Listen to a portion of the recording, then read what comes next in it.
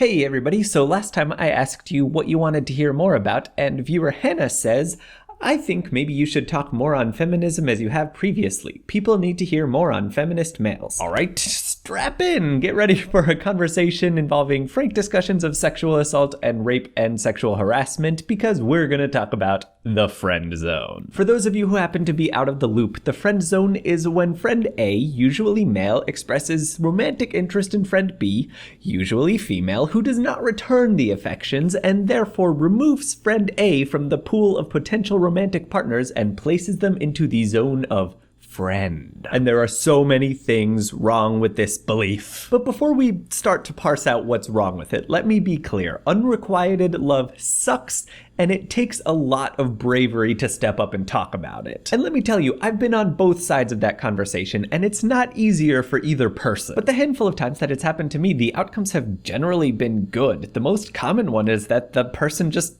gets over it. Most of the time, telling someone that you have feelings for them is the first step to getting over those feelings. And second, something that often goes along with that, the friendship is actually strengthened by the honesty that you're able to share. But there was one time in my life that it did not go so well. A gay coworker of mine liked to make a lot of flirty jokes and advances just for kicks and giggles, and they started to get a little bit more personal, and I told him that I was starting to get a little bit uncomfortable, but that I thought we could be friends. Now let me just clarify that I'm only using this example because it's a time in which I received predatory male attention, not because of that analogy that I've seen going around that equates homophobia to women receiving unwanted sexual advances. Anyway, the coworker didn't really take the hint, and one really drunken night, he tried really hard to get me to have sex with him. And the friendship never really recovered after that. But let me just say that I have a lot of gay friends, and even years removed from this one incident, I still get incredibly uncomfortable and even a little bit defensive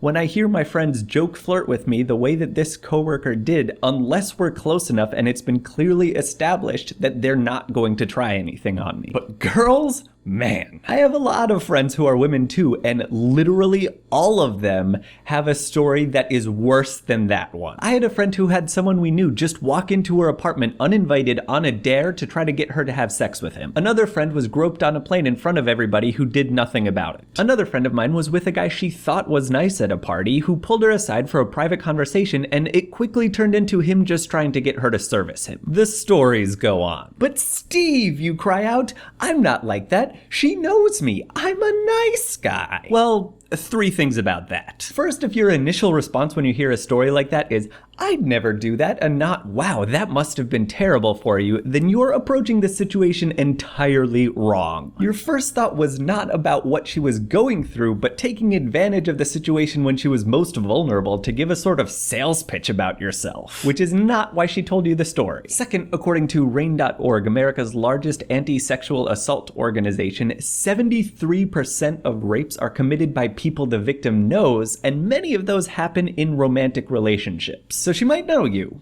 but that doesn't mean she should trust you. Third, nice guy? Really? If that's all you have to say about yourself, then you're not listening to the way that the girls you claim to care about use that term. Nice guy is for when dates go badly and they want to handle it gracefully. Hey, how was your date last night? Oh, he was nice. And finally, if you think that you're such a prize for not being a rapist, then you need to consider how you came to that conclusion. If you think that you're so unique for not being an asshole or a rapist, then you have to admit that assholes and rapists are a widespread problem. And if you believe that they're a widespread problem, then you have to understand that women will be on their guard for them. And if you think that all it takes to be a great partner is not to be one of them, then you have to realize that you haven't actually offered anything positive, you've just omitted something negative. It's like offering her cold instant oatmeal and saying, don't worry, it's not poisoned like all the other oatmeal. Honestly, not a great way to make her think it's not poisoned. So basically what I'm saying is just show some empathy. God. So please do leave a comment telling me what you think about this, or feel free to contact me on Tumblr because I'm on Tumblr way more often than I care to admit. That's about it for now. Thanks for watching, and I will see you all next time.